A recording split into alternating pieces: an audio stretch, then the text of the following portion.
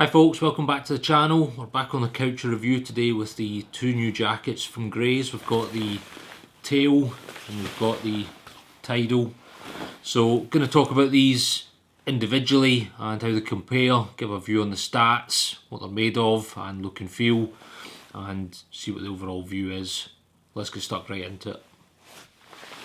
So before we get started folks, just a big shout out to the guys at Summers in Aberdeen. Thanks again for letting me take a look at these jackets, do a little bit of review on them. If you are interested in buying these folks, I'll chuck the link down below, and yeah, the guys at Summers will be able to sort it out if you're looking for one of these. So starting off first folks with the Greys Tail.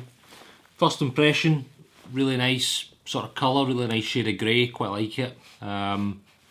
It's definitely the thinner of the two jackets, and obviously that's how it's designed to be.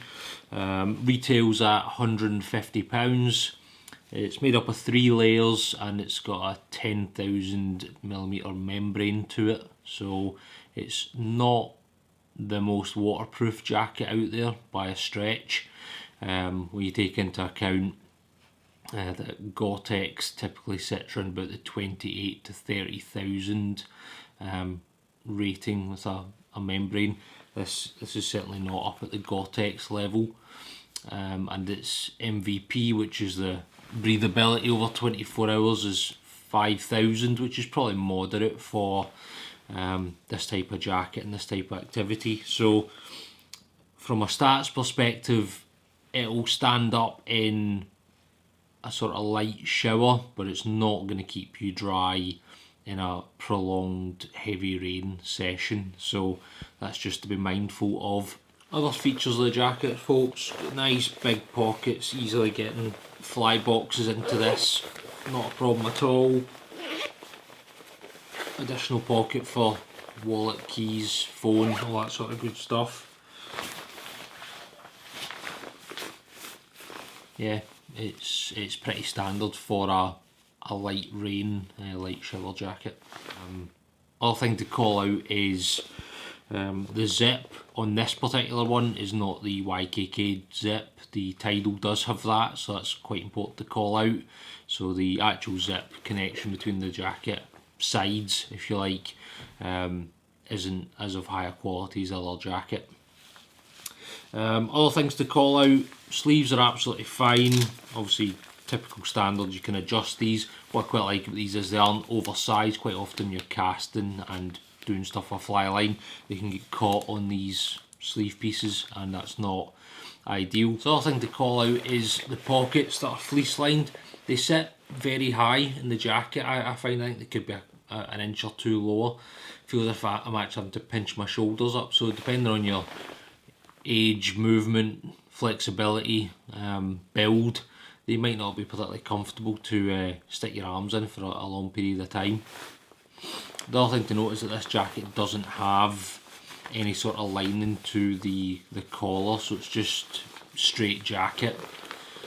But it's certainly comfortable enough. Nice big hood, that'll come round nicely.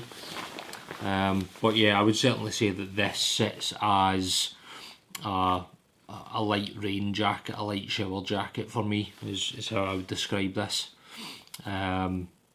But yes, it's certainly a nice look and feel to it. No big complaints about it at this point. Let's move on. Okay folks, moving on to look at the Tidal. This is the slightly more expensive jacket of the two. This is coming in at about £200 and definitely more of a wading jacket feel, given the fit. It's a slightly shorter jacket.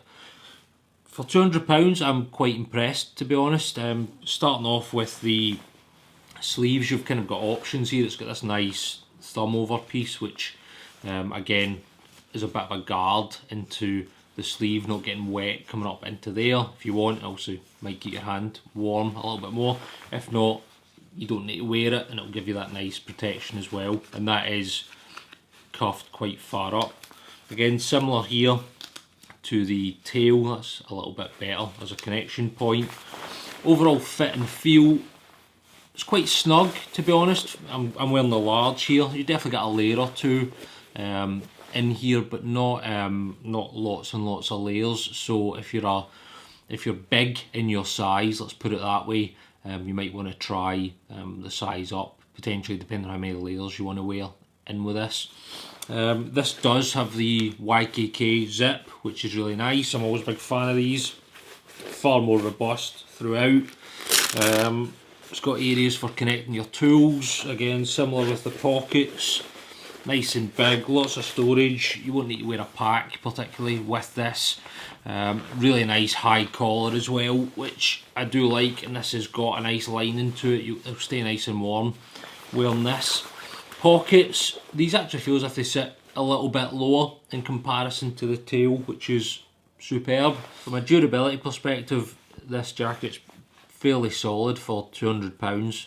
Nice, well covering hood. I really like the shape of this, and the fact that you've got these nice drawstrings in at the side. You don't have this hood that's flapping all over the place, and you get some better wading jackets arguably than this one that don't have this sort of feature where you're nice and tucked in. Other thing to call out is that the membrane on this jacket is 15,000mm, so will stand up to a sort of heavier rain shower and a sort of heavier persistence of rain, but it is not a Gore-Tex jacket by any stretch. It's not in that 30,000mm absolutely waterproof state of play, so if it is heavy rain all day, this will eventually give out and you will get wet through this, so that is one to be mindful of. But I think for the money that we're talking about at £200, this is a really nice jacket and I'm fairly impressed with it. So in summary folks, unless you really want a light grey jacket and you want something that's really quite light and very much designed for the summer, I'd be spending your extra 50 quid and getting the Tidal. It's certainly far more of a jacket with the very high collared neck that's fleece lined with a great hood on it, plenty of storage round about it, the cuffs are nice on it, and the durability with the additional membrane of 15,000 and the YKK zip on the front of it. You won't go far wrong. So hopefully that's useful. As always, enjoyed doing this little review. Thanks again to the guys at Summers. If you haven't already, like, subscribe, hit the bell, all that good stuff. Hit us up on the social media as well. It's always useful to hear from you guys.